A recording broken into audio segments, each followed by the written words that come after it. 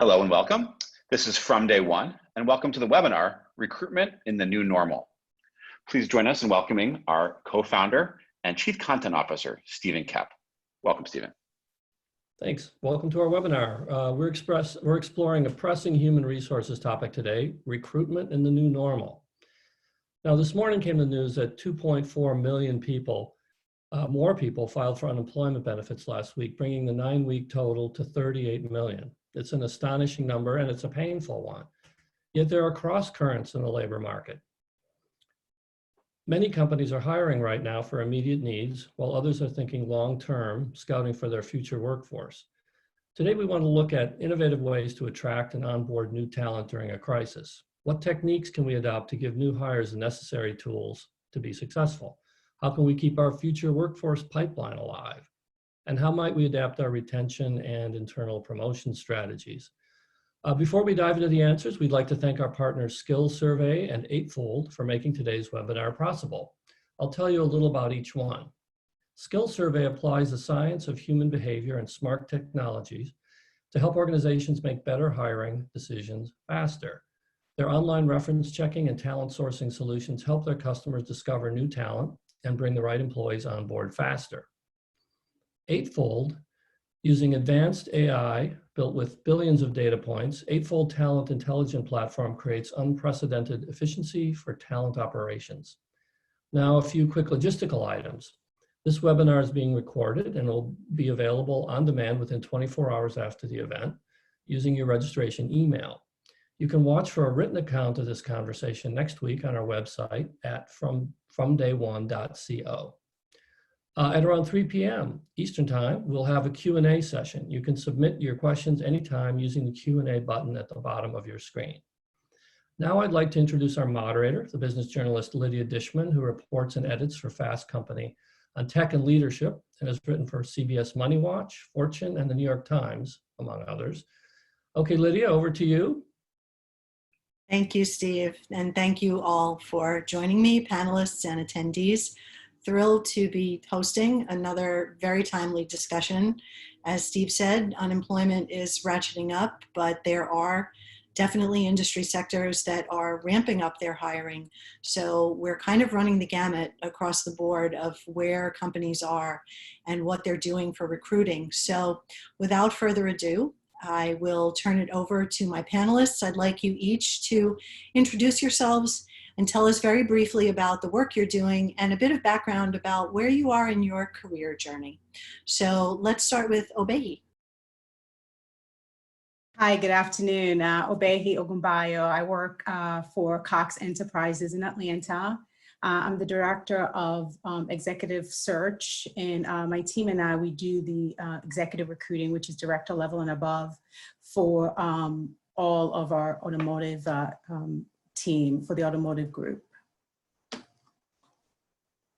Thank Ximena? you.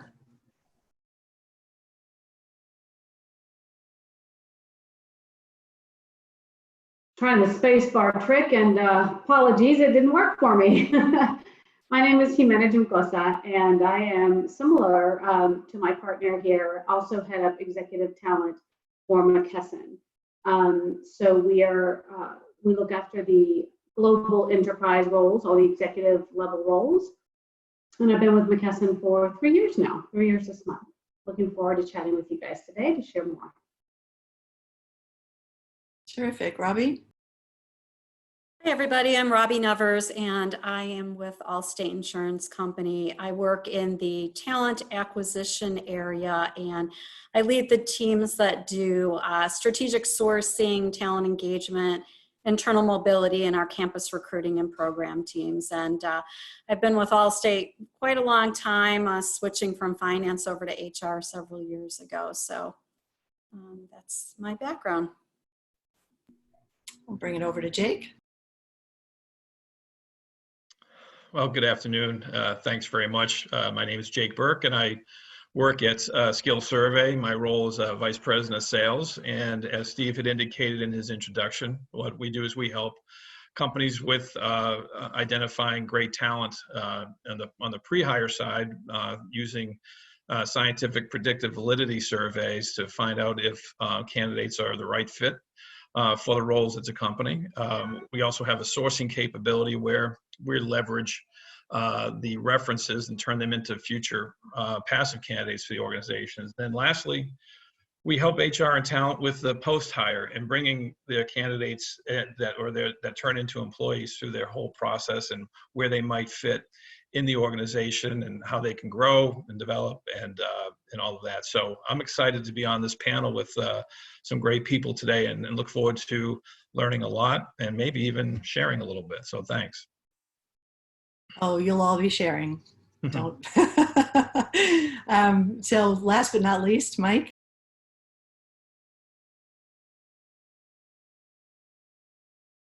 Spacebar trick's not working. All right. Hi, everyone. It's Mike Yeah, Cassani. you have to hold the space bar down when you're talking. Okay. Try that next time. So this is Mike Cassani. I head up HR for Cengage Learning. We do university and K through 12 programs, online learnings. And we also have a library group. But I oversee HR for our legal group, finance group, and our technology group, and U.S. talent acquisition. But looking forward to this. There's been a lot going on in the last few weeks, so looking forward to this discussion. Well, I'd like to begin by asking you all the same question. I'd love to know how your organization is handling any furloughs or layoffs. Have you experienced that, or are your organizations actually hiring currently? I think that would be a good place to start so we can have some context to the discussion.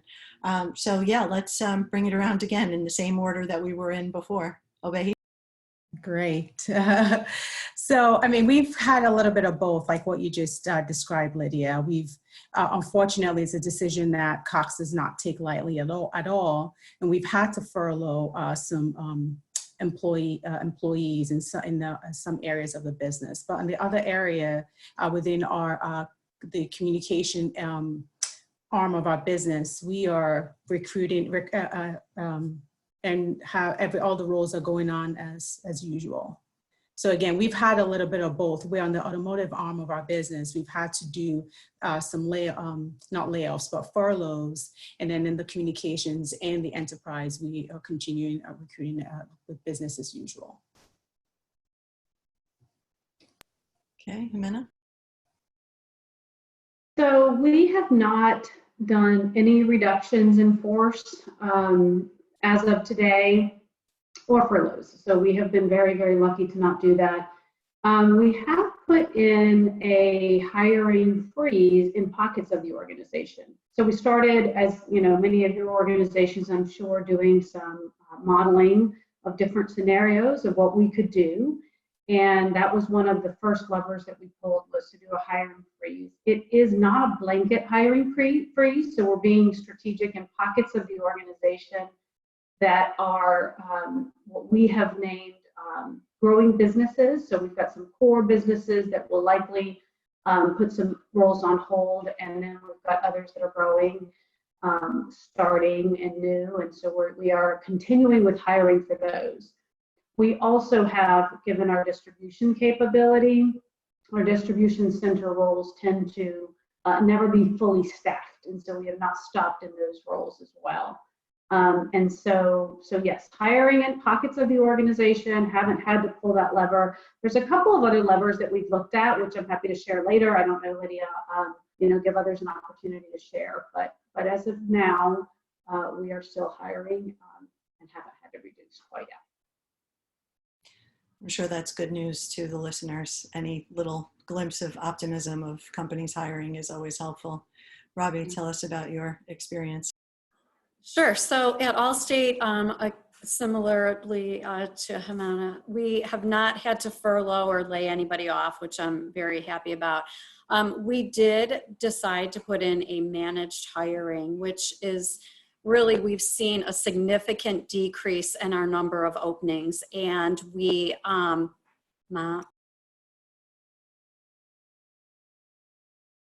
really sorry about that. The joys of working from home.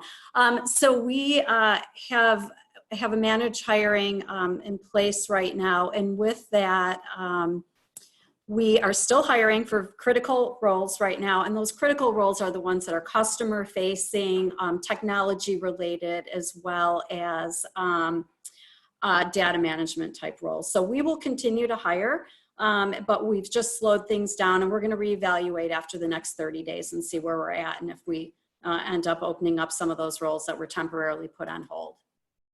Thanks. I'm kind of feeling like this is going to become a theme, because I have heard this, this reevaluation, periodically, much more frequently than we would have done in normal times. But let's turn it over to Jake and hear about what's happening at your organization. Thanks, Lydia. Yeah, we, relative to some of the other organizations on the call, SkillSurvey is relatively small. We've been very fortunate that we've been right staff, so we're doing well in that area right now. We don't anticipate adding anybody in the next few months or what have you, because again, there's so much unknown. But I think we can offer a different perspective, because we are talking to a lot of companies right now that are our clients. We have companies in all sorts of different verticals: general industry, retail, education, K through 12, higher education, which is where my mostly focus is. And if I can say something encouraging about that, is that it's not all doom and gloom. There are people that are right sizing for sure, but there are a lot of companies that we're talking to that are not laying off. And in fact, on the K through 12 side, there's going to be a potential opportunity for growth here, in that the way the paradigm is shifting to remote teaching, and we're not sure how long that's going to last. That's a whole different skill set. And there's going to be a lot of folks that transition out of those roles, and there's going to be some new people that transition in because of the skill set that they bring to the table. So by all means, I don't think this is all doom and gloom for many of us. I know some of us are having a hard time, but there is some light here too. I definitely want to touch on one of the points that you made a little bit later, but I want to get to Mike and hear what's happening at your company. So we run the gamut. So we did have some furloughs in our library sciences group, because all the libraries and universities and high schools and public ones are closed. So we've done a furlough there. We've had to ramp up our hiring in our customer service ranks. We put about 15,000 new courses and over 1 million new students online for free. So that's impact our customer service, helping the professors set up the new courses. So we've been hiring there. We're hiring in tech, we're hiring in our product line, but we did do a freeze in some of the other areas, strategic freeze in some of the other areas where we're just not hiring. There's just no need yet. So it's been across the board. We've had no cutbacks. We did take a large step, and we reduced our payroll by, everybody took a 20% cut for a few months, and it avoided any major layoffs. That's definitely not unique. I've been hearing that in the course of my reporting and doing research, that there are companies that, if it's not just the executive team, they are making cuts across the board, at certain levels of pay, which certainly helps to keep the balance sheet functional as we go through. And reevaluating, as I said, this seems to be sort of the way to operate these days. So I think we're doing a lot of reevaluating just in general on a day-to-day basis. How is this working? Is this not working? So with that in mind, I wanted to ask you all, in your experience over these last couple of months, since most of us went to work from home, what have you learned about what aspects of talent acquisition have become more important and which have become less of a priority? And this can be, across the board. It doesn't necessarily have to just be with hiring specifically, but also sort of, grooming a pipeline or the whole recruiting process and onboarding process for that matter. So does someone want to raise their hand and take that one first? As you just said that question, it's one of those that I feel like all aspects of the TA is still really important. I don't think there's really one that you can take out of the process right now. Obviously, because a lot of the recruiting has changed, where we're not sitting face to face with candidates. So we kind of have to to change the process of what we're doing a little bit. I think getting those relationships and grooming those relationships are key, even for even if you don't have roles open right now. I think that's something that we are reiterating to our team, that this is a time to build those pipelines, because once things come up and all the roles come up all at once, everybody's going to be fighting for the same talent.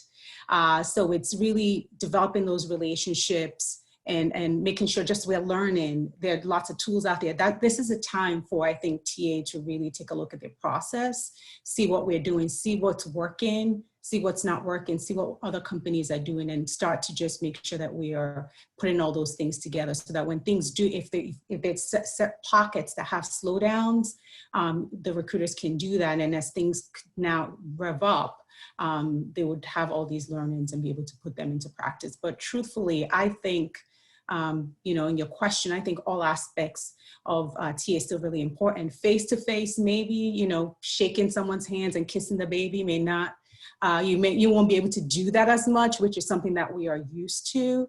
And we're relying more and more on video and things that we're doing like this. But I think that still doesn't take away from the heart of TA. Sure, absolutely. And I just want to clarify for our audience who may not be in the HR space, TA stands for talent acquisition. I know we kind of tend to go to the shorthand when we're in the business, so just wanted to clarify that. Also wanted to remind the audience to please, I'm going to be asking questions, but if you don't hear a question, please go ahead and add it to the Q&A, you know, in the button on the bottom, and we'll get to those in that last half hour. So who wants to jump in next? If you notice any priorities changing. Well, I'll jump in. And I couldn't agree more with Obehi. The shift, we've been working on a shift and going to more video for months and months and months. Everybody has, I believe, and texting and things like that. But I think one of the things that struck me was about you really have to think about the culture of the organization and the actual facilities of the organization, because people aren't coming in and seeing the building and meeting and, you know, shaking hands and kissing babies, as you said. So we've done videos of the, you know, actually done walking tours of the facility, and we send those to the employees. We're doing a video of the manager just talking about the role itself, and we can send those out to prospects. I think it's been very important for them to see something different and feel something different, and because they're not getting that opportunity to become a part of the family right away. And even onboarding, we had a 3-day onboarding program that we've taken completely virtual now, and that raises new things, because that was in person. There was, and this all over the country, would come to one location, so they got a chance to meet other people. Now we're doing it virtually, and even doing, you know, the cocktail hours and things like that virtually for them. So it has changed the dynamics of how you get them to feel the culture and how you get them to understand the company in the facility. Is anyone else having that same experience, doing sort of virtual events? And yeah, I'm happy to jump in. Similar to what's been said, I would say the prioritization probably hasn't changed, but there are two capabilities that immediately jumped into my head when you asked the question, which was around adaptability and creativity. So, and I think that goes for beyond recruiting, right? Like everyone is having to figure out how to do things differently, but it's really great to see how it comes up, not only in, you know, those of us that are wearing those hats, but what you're looking for in candidates, right? Because that the world is changing, and to your point, Lydia, some of it is going to go back and some of it won't necessarily change again. So I think that's really key.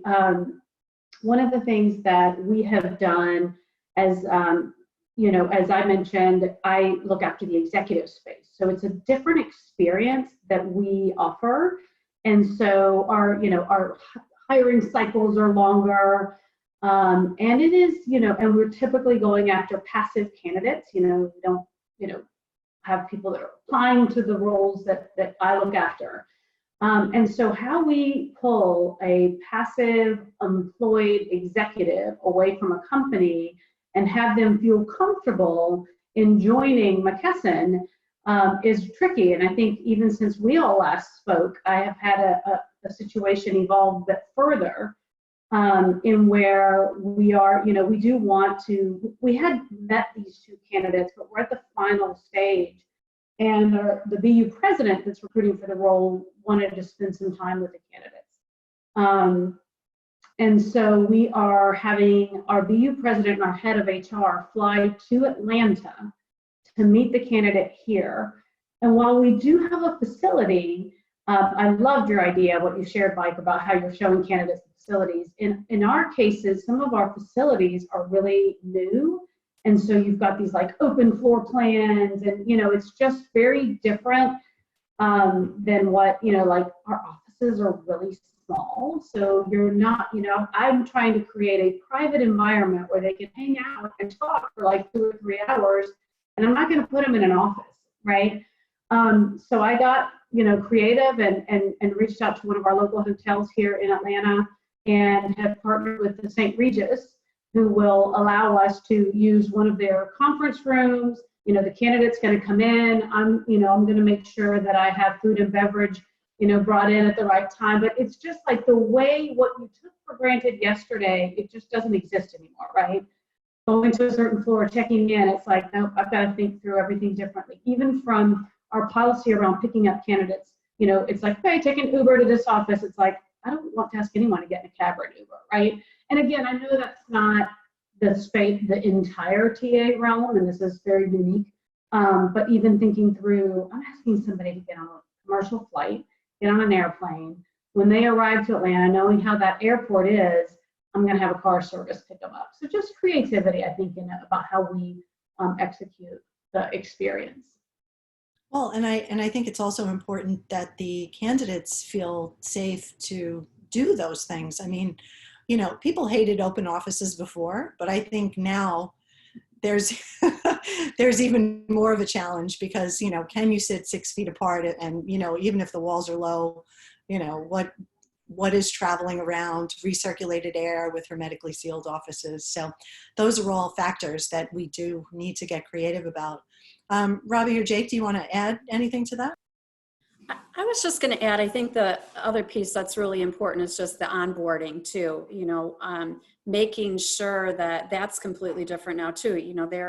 We have to make sure they've got all of their technology in hand on the day that they start so that they can feel productive. And then our leaders have to be able to really onboard them much differently than we ever have before to make them start feeling part of that connection in the culture. So, it just doesn't end with the recruitment process. It's really how do we start the onboarding in a way that really makes them feel a part of the company and they're ready to get up and running from day one with the right training, onboarding, leadership, connectivity to their bigger group that they may not end up meeting face-to-face for quite some period of time. We don't know what that's going to look like, right? So it's a very different world.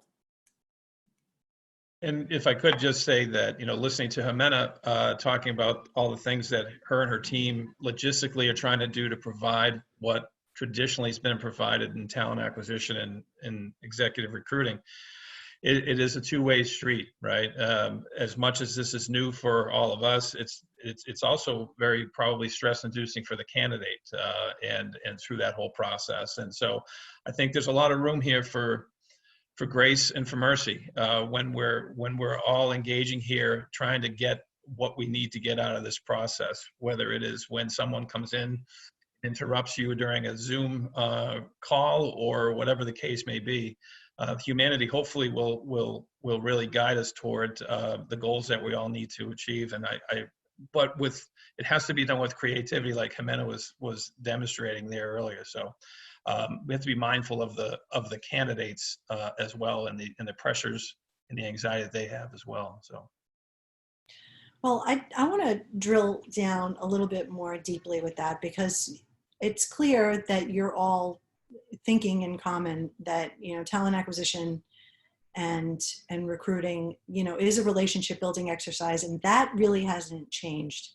So at the same time, what I keep hearing from different companies and certainly from different panelists, regardless of the topic, is that inclusion is more important than ever.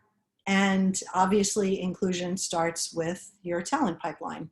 So my question to you all is, did your organizations have a way to develop a more inclusive pipeline before? And do you think that the pandemic has actually opened up some opportunities for people to be more inclusive? Because now we know that most of us can work remotely. So that kind of takes away the geographical barriers that I think a lot of companies had in place. You know, you wanted to bring somebody in, they needed to be in that city. So what do you all think of that process now?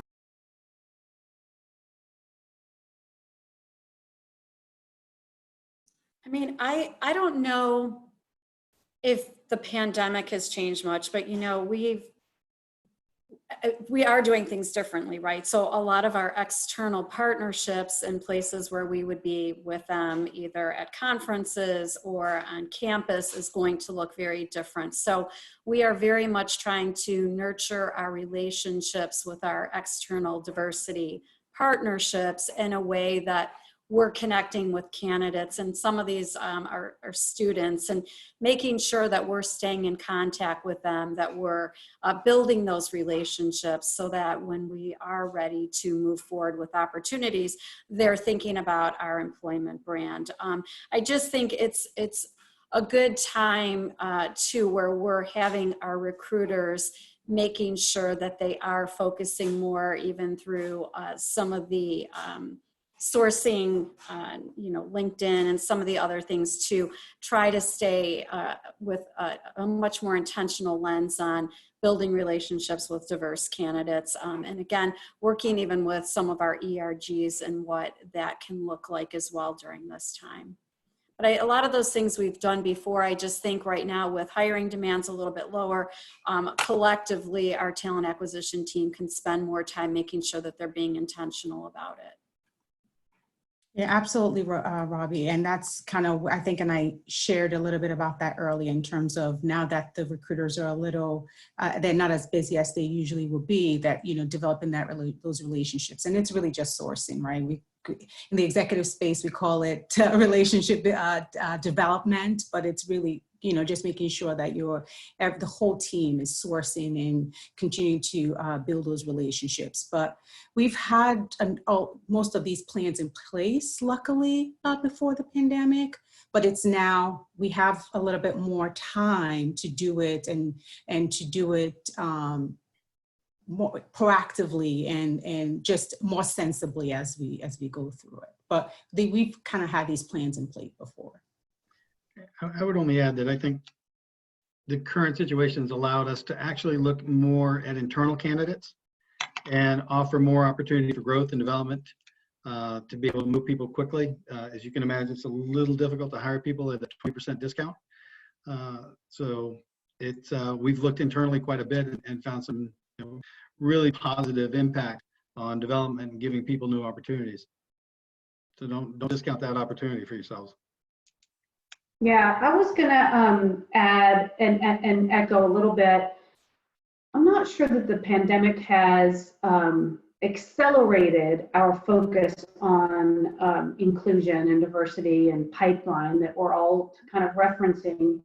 But I do think that it goes to the culture of the company and what they're placing as important, right? And so one of the exercises that we have all done, and I'm sure similar in your organizations, is a real prioritization on, all right, what are we focused on right now? And so likely your strategy hasn't changed, but maybe your how-to or your execution. And for example, in the talent management organization, there have been programs that we've decided, okay, that may not get done this year. And so I won't go through everything we've decided not to do, but one of the things that our CEO and CHRO said that he did not want to go away was our talent reviews. And so we traditionally have done the succession planning, and it is, again, in the upper side of the house. I think we do director level and above. And we had done it annually and now have gone to 2 times a year. And with that, that really informs a little bit around your strategic pipeline approach, right? So your strategy on where are the gaps, where don't you have succession, ready now successor, so the internal lens, Mike, as you were mentioning, and also with a big focus on diversity, because that's very important for us at McKesson. So that work was already, I have someone on my team that actually leads that body of work. It was already in play, but to somebody's point earlier, we have, number one, decided that that is still a priority for us. And number two, then I've encouraged my team to continue those conversations and pipeline and source and network.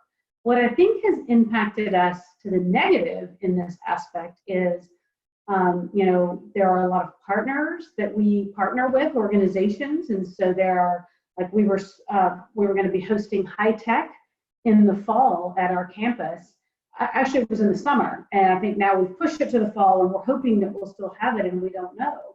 And so the partnership with these organizations where you get to go to these live events and network live, everyone, of course, is getting creative on how to do it online. But that, I think that's a shame that we haven't been able to, that we won't be able to do those things. But the partnerships are still there and the focus is still there.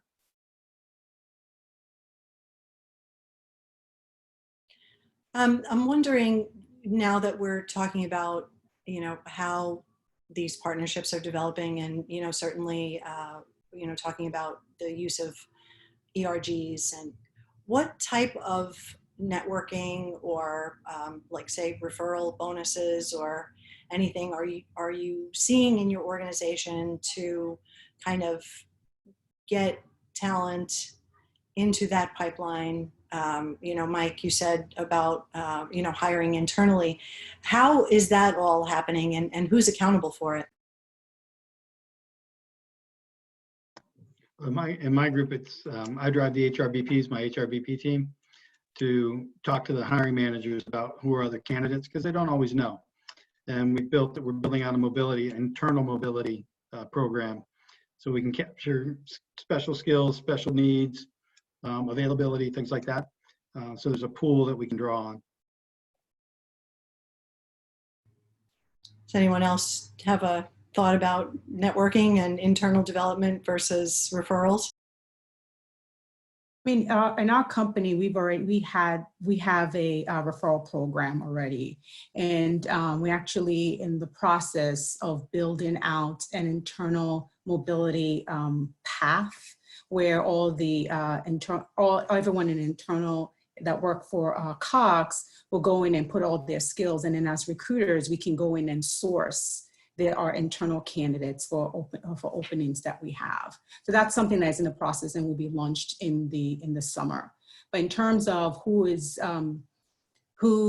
takes care of the recruiting or who's in charge of the recruiting, I think it's kind of like everyone responsibility. We make sure, the hiring leaders, they do a lot of networking and refer a lot of candidates to the recruiters that we do call. Some are better than others, right? The extroverts will definitely have a lot more referrals, right, than others. But overall, a lot of those programs in place, we've had them in place, and we continue to use them. Well, I have to think that some company cultures, Jake, maybe you're going to speak to this, but there's just sort of a collective sense of everybody is encouraged to network and potentially bring other people in. Was that your experience? That's what you were going to say? That's exactly what I was going to say. So you beat me to it. I think one of the things that we've seen happen with the pandemic and with managed hiring is some of our external roles, like many of you've talked about, Mike, you've talked about, have now been moved internal. And we have, our CEO has been talking about for quite a long time now, this employability concept where we are investing a lot of time and resources into our internal talent right now, providing them with different e-learning opportunities and way to develop new credentials and skills. And our internal mobility team then works very closely with those internal candidates and our internal openings to get them placed in the right roles. And that's been pretty successful for us as we've seen people really reskill, attend some immersive training, and then be able to take on new opportunities. And besides some of those permanent roles, we also provide a lot of talent share opportunities for employees to be able to safely move over into a 6 to 18 month assignment where they will go back to their sending organization when that period of time is over, but it gives them an opportunity to develop some new skill sets and experience a new part of the organization, but know that, you know, at the end of it, they're going to go back. It could turn into something permanent, but it's been a great way for us to also provide developmental opportunities for our internal talent along the way. I love that. Oh, sorry, Lydia, go ahead. Okay, so I love that, Robbie, and our program isn't that developed. I love that. I was going to say what we do, or what we have started doing, is a little bit more around stretch assignments. So it sounds like you guys go a bit beyond that, but this was driven by the pandemic and this need. And so what we did, when, you know, I mentioned earlier that we took a really close look at especially with HR, the body of work, because a lot of what we do in HR, right, influences people leaders, and they have to go and do this, whatever it is that is. And so as we took a real hard look at what the needs of the organization were, and what we might not be focusing on this year, you know, it was like this, right? There was this disconnect. And so one of our areas was in employee relations, which is run through our shared services department. There was a really big need. Our spike volume, you know, went up. That's where we were telling our employees in the distribution centers to call, and they couldn't handle the workflow. And so we took staff within our organization, trained them, and deployed like 19 people from the talent management organization alone to go help support that group, and other pockets of HR did the same, which was just great. And it was giving them a new skill set and the willingness people had. You know, we deployed some people full-time. We also got creative and said, you know what, I can do 3 days a week there and 2 days in my regular job. And it added to that culture of coming together to help where their organizational need was. So I thought that was a really neat thing that came up as part of all of this. Thank you for sharing that example. I hope that that's good fodder for people experimenting at their own organizations. I want to pause here briefly before we get into some more nitty-gritty about skills and reskilling and interviewing. Steve, station identification. Right. Hi, everyone. I'd just like to remind anyone joining our webinar in midstream that we're from day one, and we're exploring recruitment in the new normal. I love how our speakers are giving us really specific examples of how they're coping, trying new things. Would it be crazy to do this or that? Not in this environment. So I'd like to thank again our sponsors, who are SkillSurvey and Eightfold. As a reminder, you can submit your questions at any time, and we'll answer as many as we can during the Q&A that'll come up at 3 o'clock Eastern time. Already we have a whole bunch. Now back to you, Lydia. Thank you. So I've been hearing you all say a lot about, you know, reskilling, and that's happening within companies. But what I'm really curious about is for those of you who are looking ahead towards interviewing new candidates, do you think that there's going to be a new sort of in-demand skill? And obviously working remotely is a huge one. You know, can people work independently? But are you seeing something else coming up, or some other type of skills that you would be looking for in a candidate post-pandemic?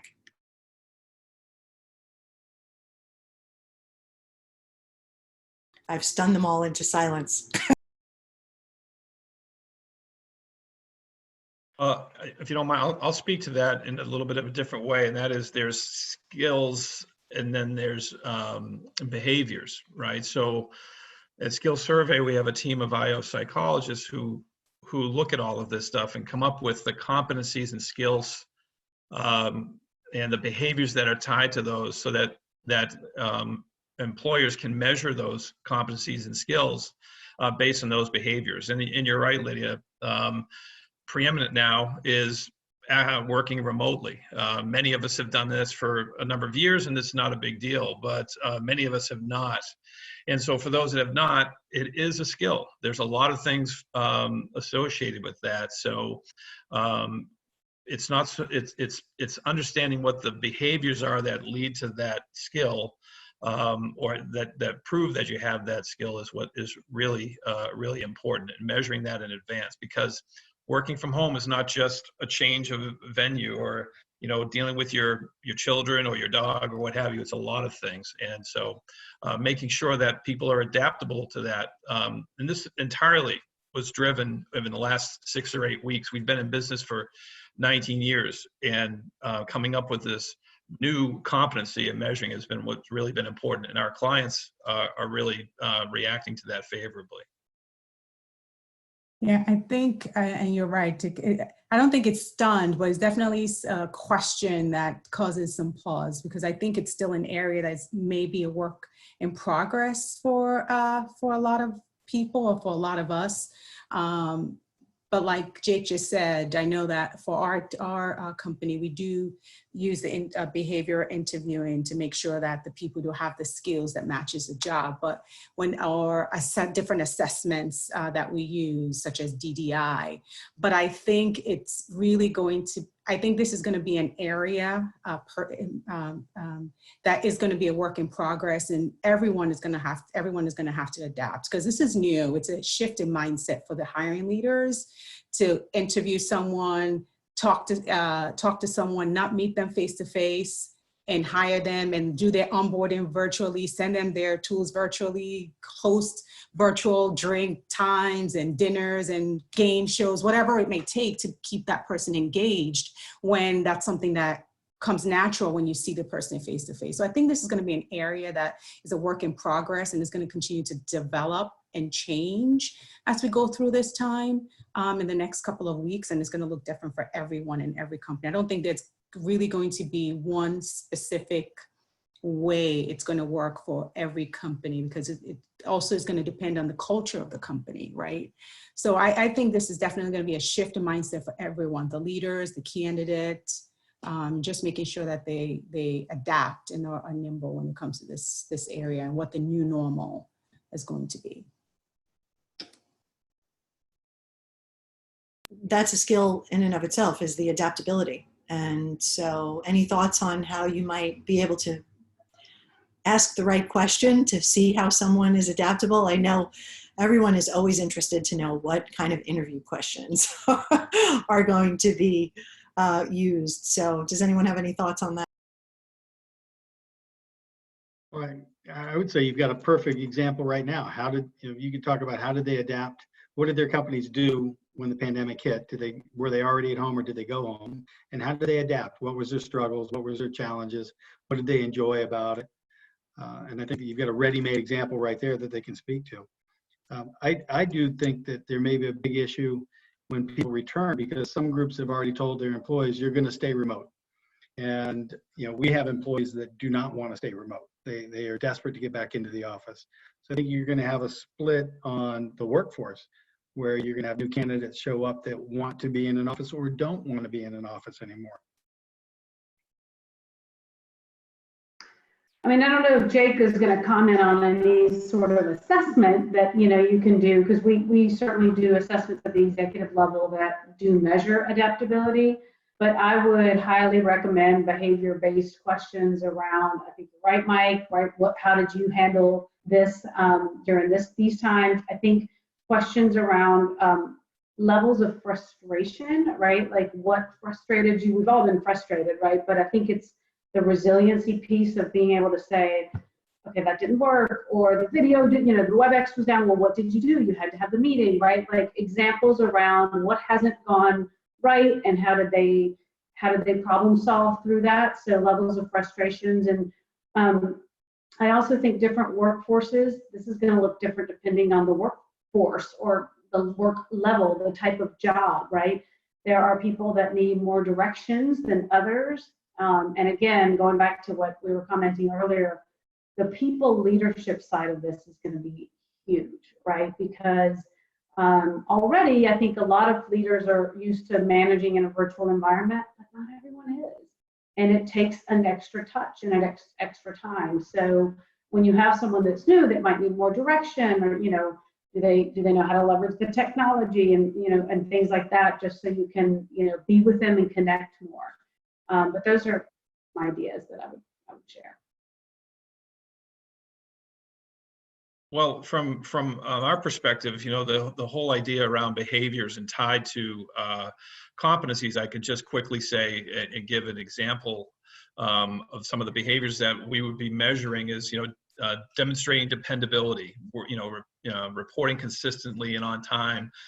Can they plan and execute and manage work, using basic technology as a tool for communication, like Zoom, for example, in the background here. I don't know.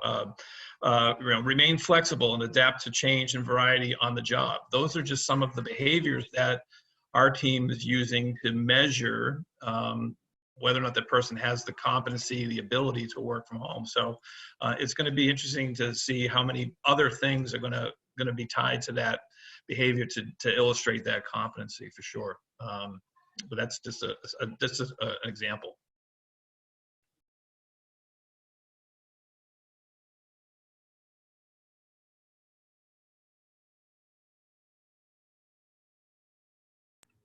I can't help but wonder how all of this plays on video and what your personal experience has been if you have interviewed anyone on video, and how different it is from face-to-face. Also, whether you think that someone can really be their authentic selves on video, and if that screen barrier and that dissonance, where you're not in the same physical space, kind of cuts into the way that they can express themselves and the way that you can measure their expression. Well, I can speak to that. I worked for a company that was one of the first to market for video interviewing called Interview Stream. This is years ago. They're still around, but it was at the inception of all of this. And I do believe that it is a challenge.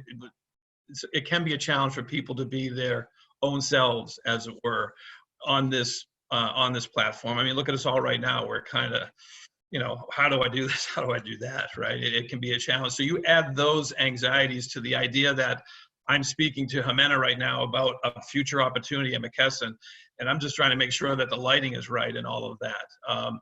Setting that aside, I think that in general, most people have come to be much more used to this interaction because of other things like social media, Facebook or what have you. So it's not quite as probably a leap as it was 7 or 8 years ago when I was in that business, doing this, by the way, 6 or 7 hours a day, which is a whole nother story.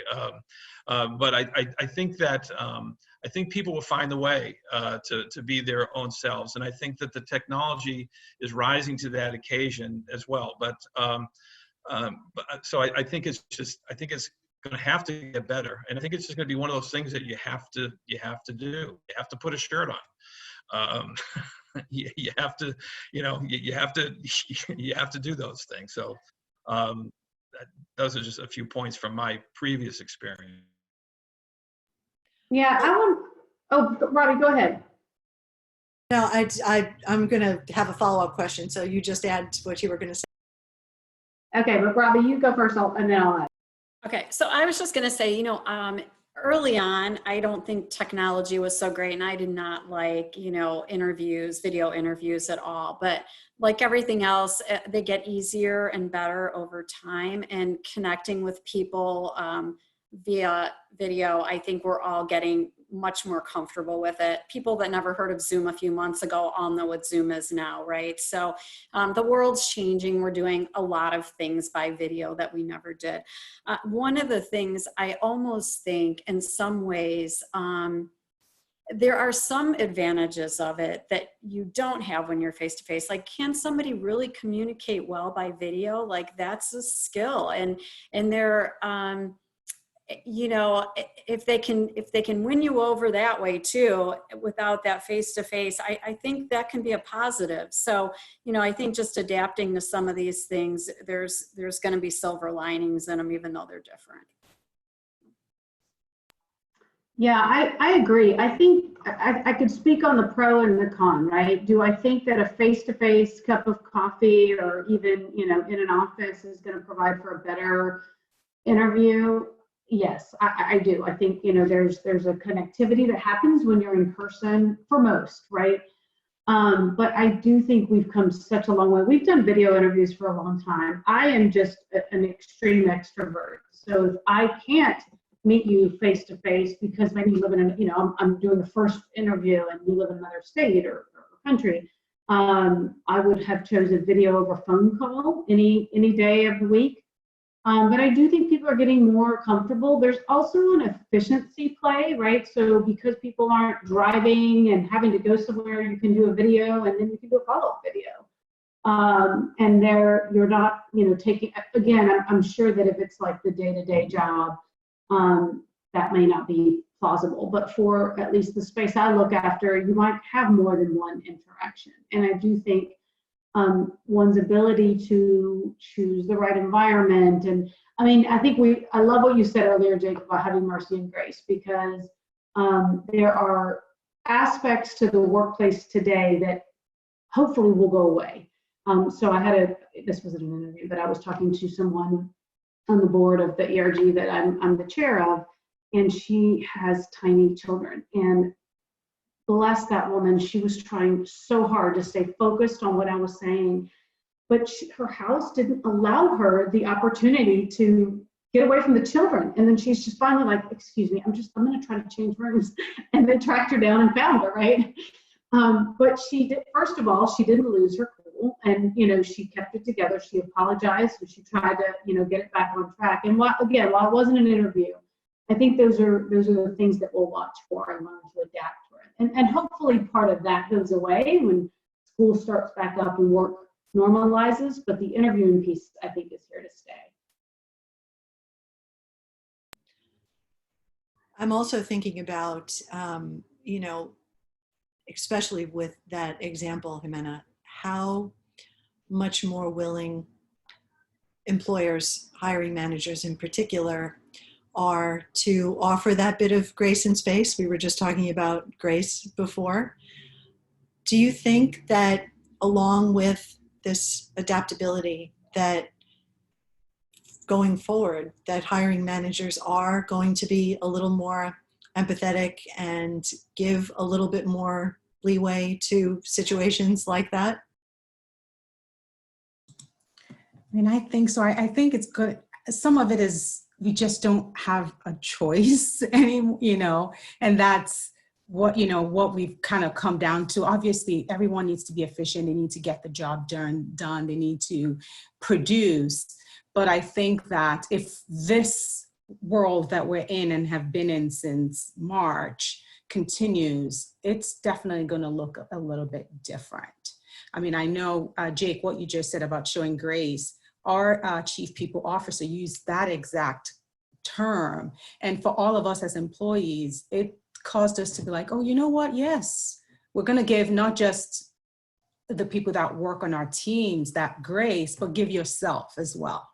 So I think that, again, it's definitely going to be a change of mindset, and work still needs to be done. We need results. We need all of that. But I think that there's going to be a lot of good practices that will come out from this period that we've been in. And one of them will be leaders probably be more adaptable and adapt for their employees to work from home a couple of days a week, even if it's not 100%. In some areas that didn't have that, and that their companies didn't have that. We happen to have it, but I think that as we look going into the future, we are definitely going to see changes in the way we work.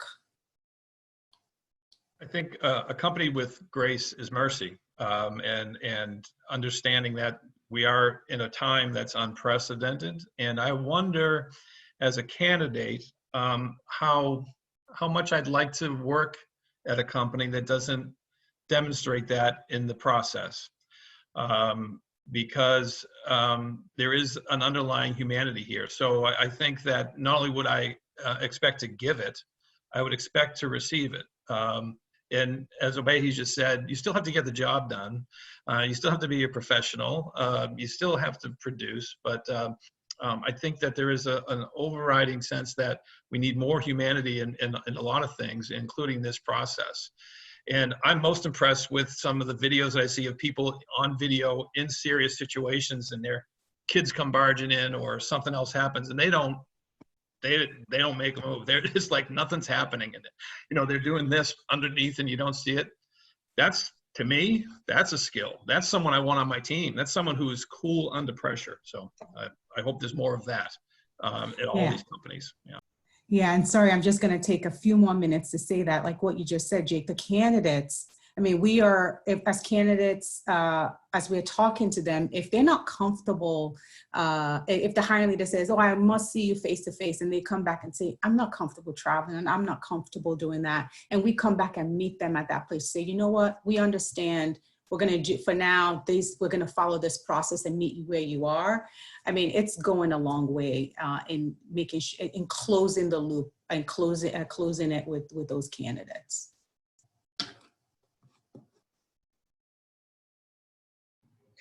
Well, I want to make sure that we have enough time to get to as many of the audience questions, because there are a bunch of them that came in. And I will try to bang through them as quickly as possible so that we can, you know, satisfy everybody's curiosity. One that popped up first, and I think that this is a really important one, because definitely challenging environment for the class of 2020 to graduate into this landscape. So Margaret asked, what would your advice be for students who are entering the workforce? How can they engage with recruiters and companies with so much going virtual? So does anybody have any advice for Margaret and collectively the class of 2020?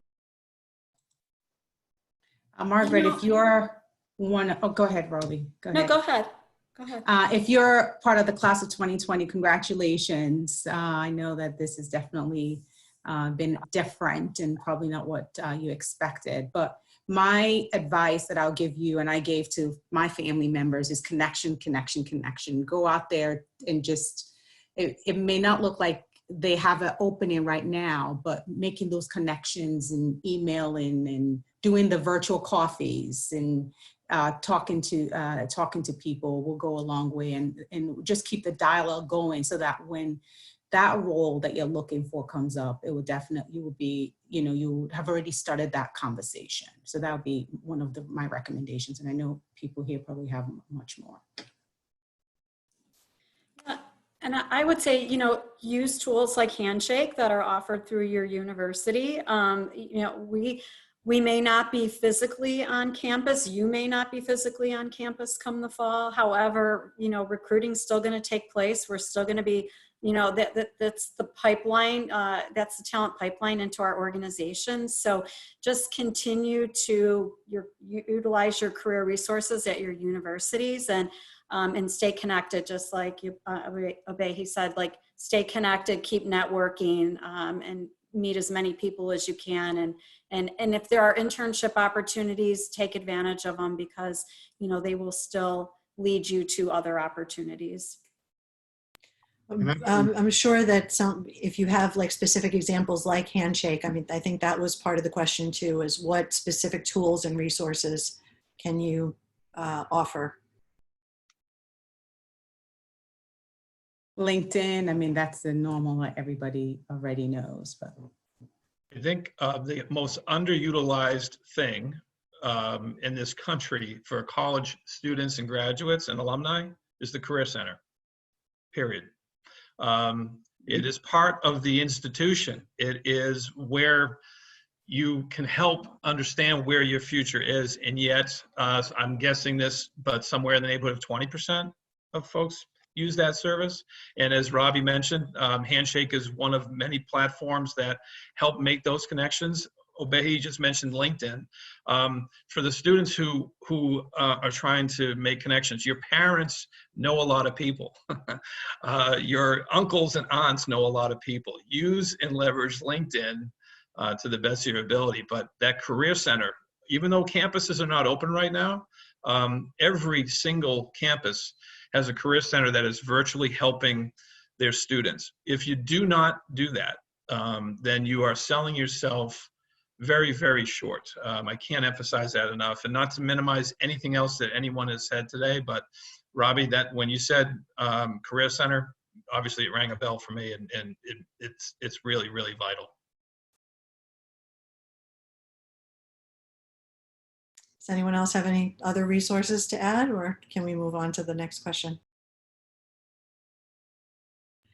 I want to be as inclusive as possible. I know that we have talent professionals that run the gamut of different types of organizations. And this next question from Vicky says, most of the panel is dealing with candidates that can work remotely.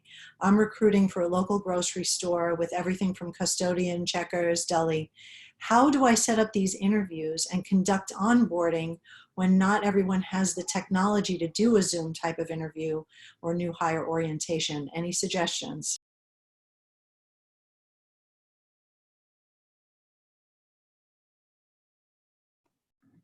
I'll jump in. We do our call centers, and not everybody in the call centers would have that technology.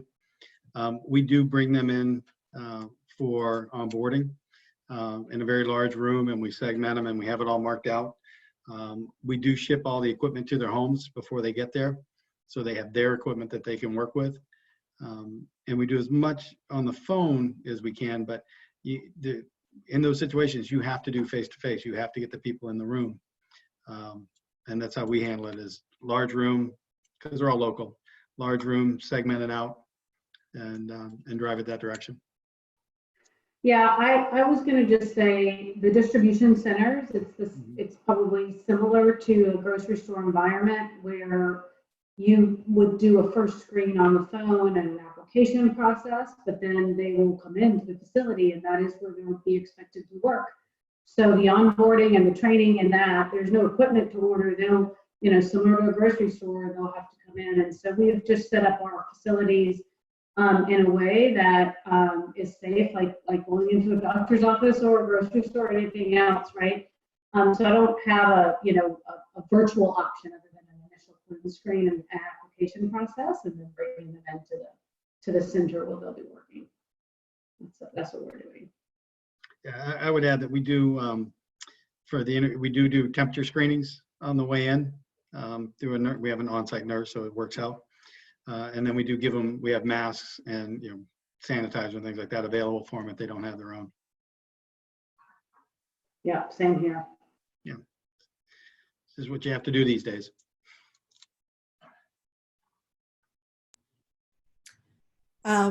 A question from Joshua is, what social media or online activity are you doing to take place of the prior traditional face-to-face office interaction?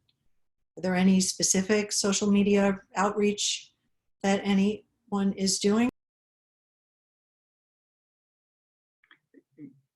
I'd ask him to clarify, is he talking about for candidates or for employees? This is for candidates. We're tackling the hiring part first.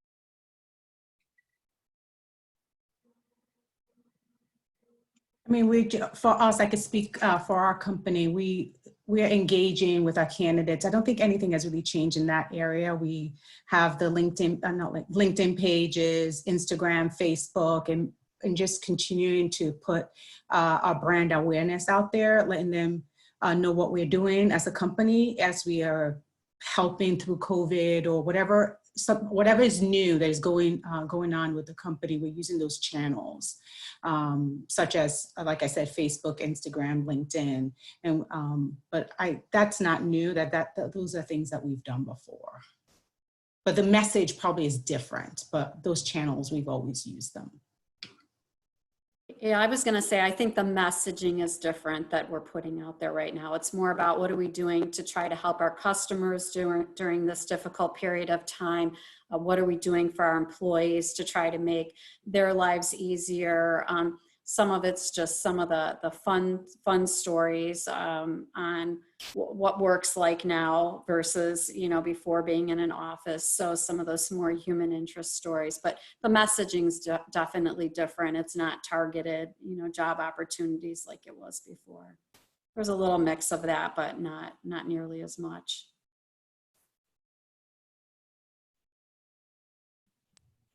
We have another question that's somewhat related to that, and it's a sort of around messaging. What advice would you have around building a pipeline of candidates for future hiring when your company recently went through a layoff? So there is some of that messaging rolled into that, I believe, but what advice do you have?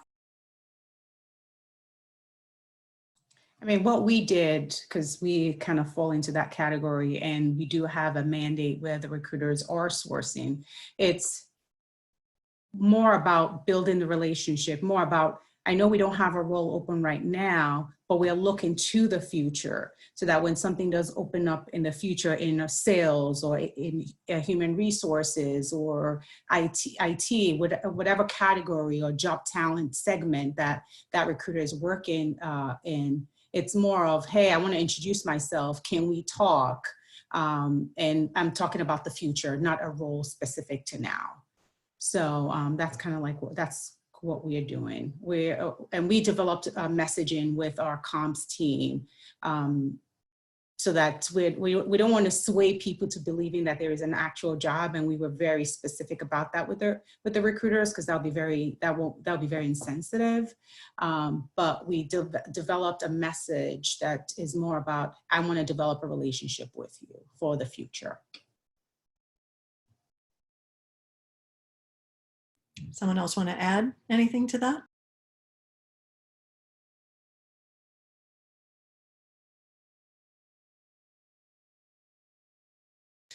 Okay, then we can go to Joshua's question, which is, what adjustment have you made to the offer process and onboarding? So we've all talked a little bit about onboarding, but we haven't specifically targeted the offer process. Does that happen differently now that we're in the middle of working remotely for the moment?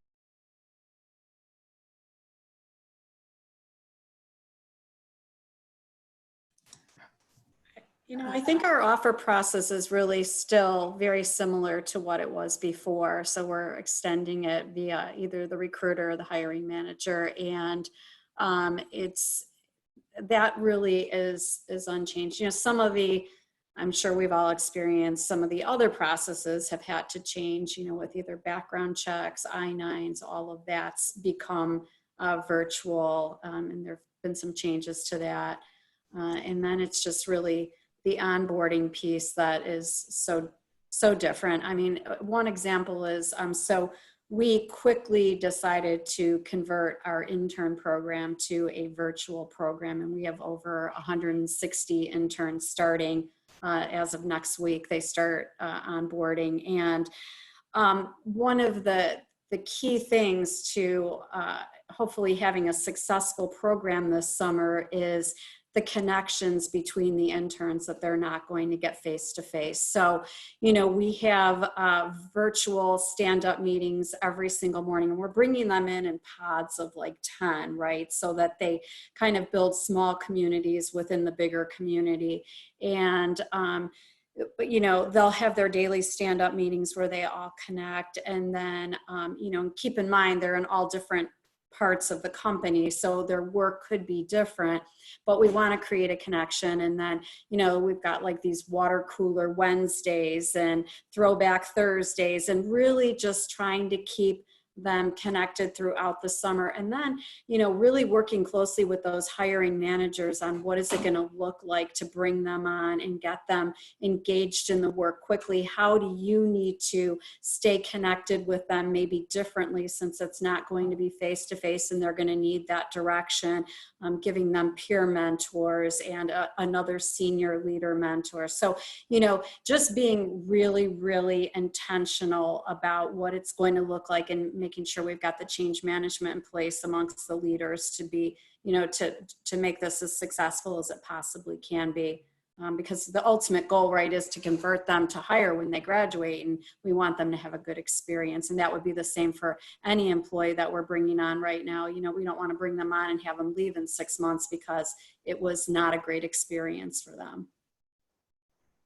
Absolutely, I 100% agree with you, Robbie. The only thing that I've seen that has changed, the process itself hasn't changed. You're still making the offer verbally, by phone and with the candidate. But I think selling the offer to the candidate may have increased, right? People are making sure that they have everything that they are looking for before they make that move. I think that that's the only additional, obviously it would depend on the level, but we've realized where there's some instances where the recruiter could have been the one who would have made the offer and do the sell, and the candidate would have been fine. But now I'm finding myself making offers, my colleagues, or even the ED, or the offers are going much higher to get the sell, to be able to bring the people on board.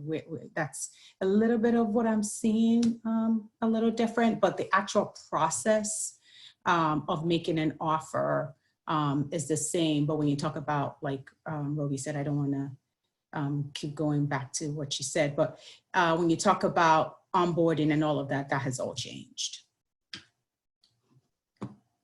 Mike, did you have anything to add? You look like you were nodding.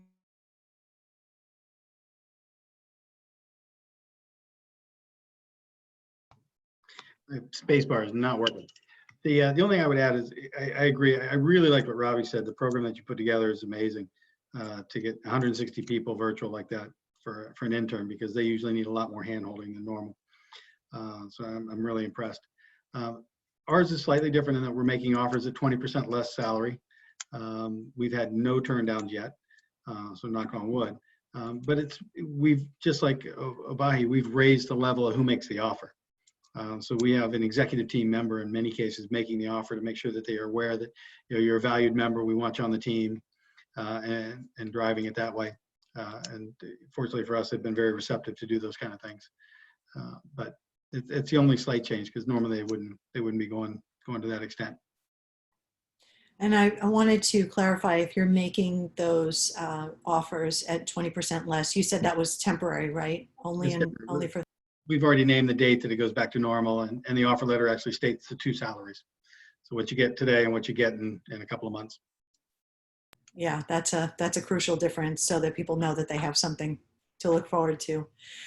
We're getting a lot of questions about priorities, which was kind of the question that we led with, but one in particular stands out. This one from Kelsey is, in the near future, do you think that talent acquisition, KPIs, and metrics definition of success will be different than they were pre-pandemic? Interesting question. It's a great question. I think for the executive space, it could absolutely influence the time to fill. And maybe you would say that across the board, right? So that's a pretty standard measurement. And it's already a cycle that for us, I think 90 to 120 days is the benchmark, kind of industry benchmark. We have a culture at McKesson where we have a lot of interviews, and where in the past I might have been a fan of reducing those. I don't think that's the main priority right now. It's about having the candidates get to know us as much as we are getting to know them. So I think that, coupled with the fact that executives have so many priorities on their plate right now, not to say filling their job isn't, as important, but at least in the executive space, I know that it is already impacted our ability to close a candidate. It's just like, okay, let's just wait and see what happens for the next couple of weeks. So I think go forward, time to fill would be one that would likely be impacted. Interesting. You think that we measure retention of new hires to look at how well we did them, how well the fit was. Do you anticipate that changing? I'll ask the question. Is that directed at me? Yeah.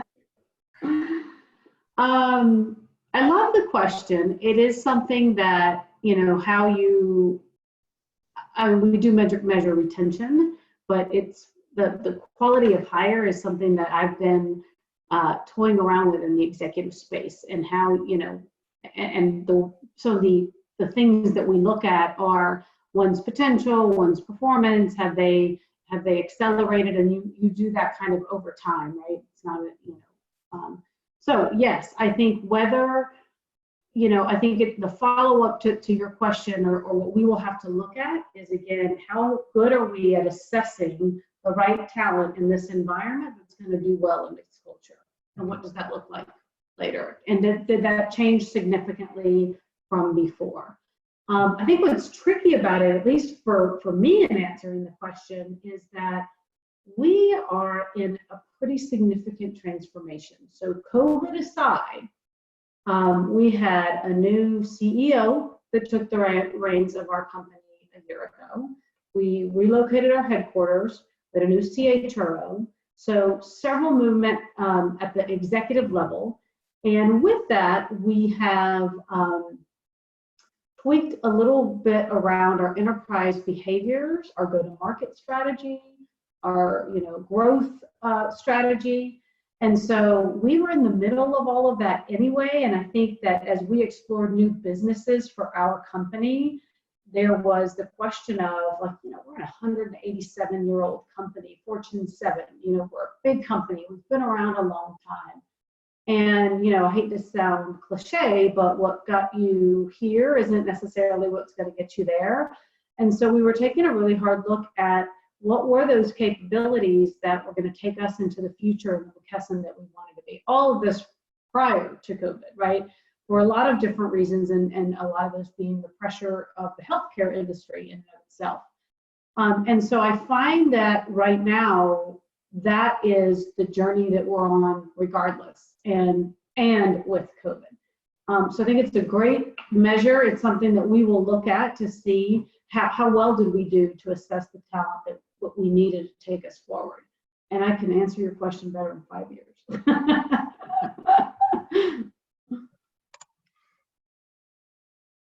Speaking of different measures and metrics, Lauren asks, do you currently see and or expect an uptick in hiring more contingent workers versus full-time employees during and after the pandemic?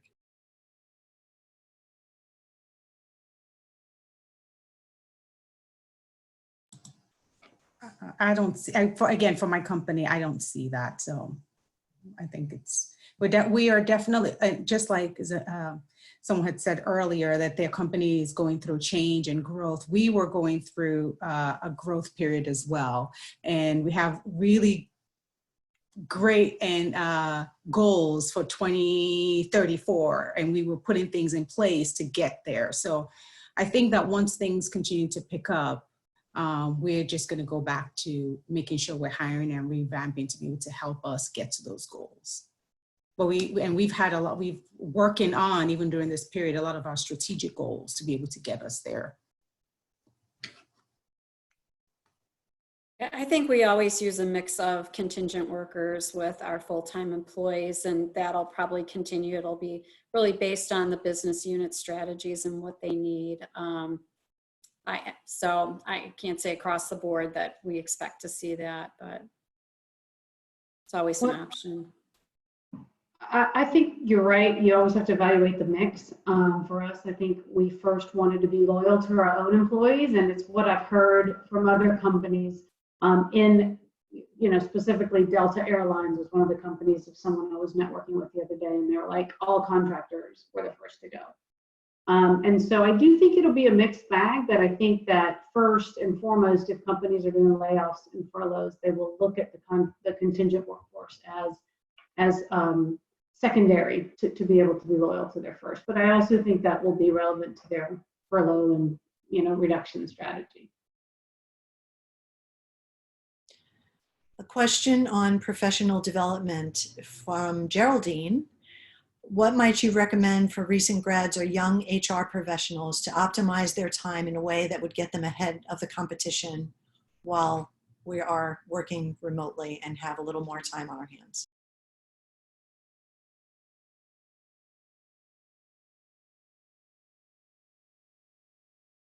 Well, first, I'd wonder why they have extra time on their hands, because I know all of us are quite busy.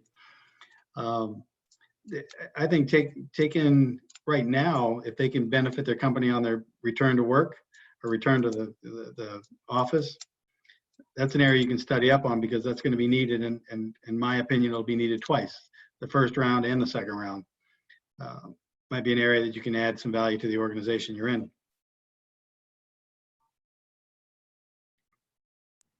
Anyone else? Advice for the young HR professional? I just think across the board, the ability to use data and analytics and to be able to tell a story with it, if they're not already good at it, it's a skill set that, that and project management are just some things, if they aren't very skilled in those areas, are areas that they should skill up in while they have the time. I would ask the question, and I tell this to my kids all the time, although they haven't started listening yet, but at the end of this, right, and I don't know what the end of this means, but ask yourself, how are you going to answer the question, what did you do during that time, right? In addition to the normal, what did you do? If you had extra time, how did you take advantage of it? If you didn't, whatever, that can mean so many things for whether it's a kid that, that is the case for my children, or someone that's been furloughed. It might not even have to do with work, right? It might be professionally, but I just think that it's a great question that will go to their character.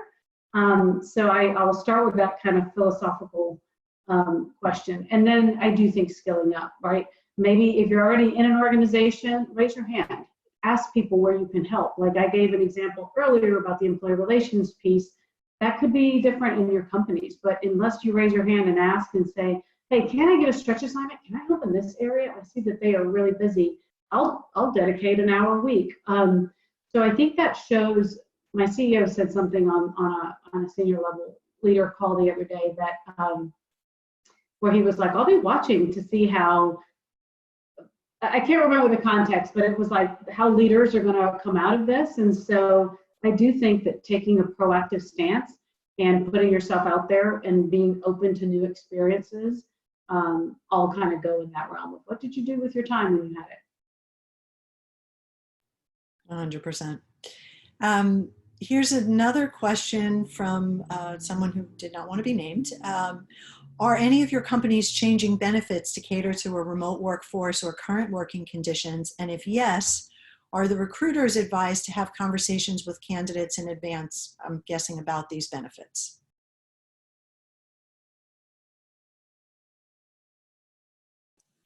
We are not changing benefits per se for employees, but one cool thing that I think we are doing is that anybody that has prior experience in the medical profession, any experience at all, we are allowing them to take an absence, to go out and to be able to help right now in the community where it's needed. So again, no changes to benefits for our employees overall, but giving that extra I think was pretty awesome. I love that. The only one that pops to my mind is paid time off. So two things. One, very early on, we opened up a PTO donation bank. So if you wanted to donate your PTO to those that might be on the front line and can't work from home, and so that got tremendous amount of attention and helped our workforce, our internal workforce, quite a bit. And then the other was we did just recently make a decision to extend the allowance of when people would be able to take PTO. And so our particular policy in states that is allowed is that you take it within the year, the calendar year that it's given, and we are allowing people to extend it out. I think it's the first quarter of next year that we said, because it's a use it or lose it policy. So that's the one thing that popped up. I don't think we've adjusted otherwise. A question from Nina. Are any of you looking into what seems to be an emerging platform for hiring recruiters? Staffing model I've heard people describe as ride-sharing model for hiring recruiters. Haven't explored it, but curious if any of you are looking into this as an option for your talent acquisition teams. Has anyone heard of this?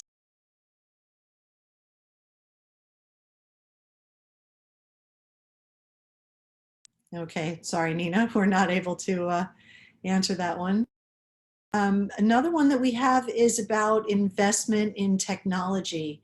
And are there going to be priorities about what technology you're investing in and what that's going to look like going forward? What problems you're trying to solve with technology in the talent acquisition space?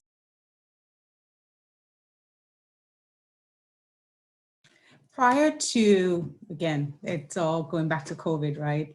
Before BC and after, right?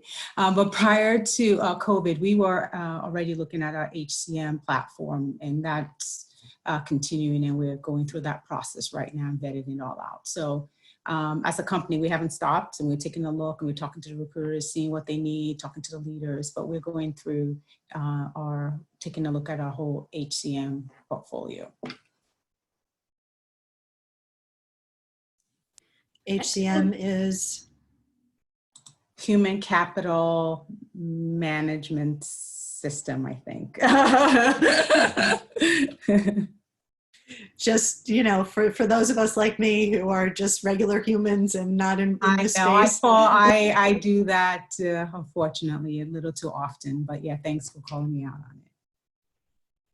I think for us, a lot of the technology investments have been in learning platforms. So LinkedIn Learning, Pluralsight, edX. I think the one that we're trying to get our hands around right now is how a skill tool, right? To be able to really understand the skill sets that we have broadly across our organization. So as we are trying to internally match our employees to jobs, we have a much better way of doing it than today, so that we can be doing more proactive internal sourcing of employees versus, you know, just posting our jobs and letting them apply. So I think those are our big technology investments for HR right now that I'm aware of.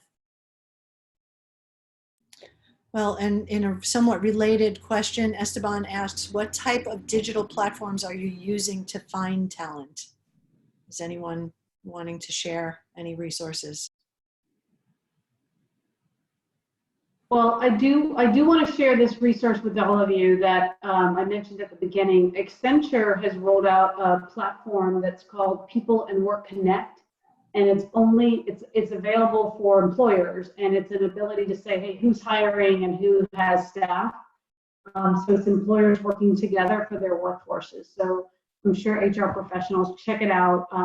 It's an analytics-based platform, and again, that's my plug. We are using that.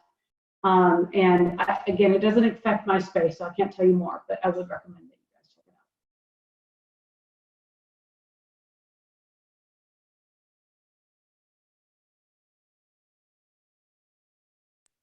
We are rolling up on the half hour, so we're going to have to wrap here, I believe. So I'll invite Steve to come back on, but first I want to thank all the panelists. Sorry we couldn't get to all the questions. There were so many of them, but you all have been terrific, very engaging, lots of helpful information. Thank you for being with me today. Steve? Thank you, Lydia, and all of our wonderful speakers. That was a great conversation with all kinds of tips and takeaways and human insights. Thanks again to SkillSurvey, Eightfold, our sponsors, and to all of you for participating today. If you'd like to join us for more virtual events, you can head to our website, fromday1.co, and check out more of our upcoming webinars. Thanks, everyone, and be well. Thanks for having me. Thanks, everyone. Thanks so much. This has Have a been great day. Recruitment in the New Normal for From Day One. Please join us next week at exactly the same time, Thursday, May 28th at 2 p.m. Eastern, for our next webinar, How Employee Research Groups Drive Diversity. Thanks again.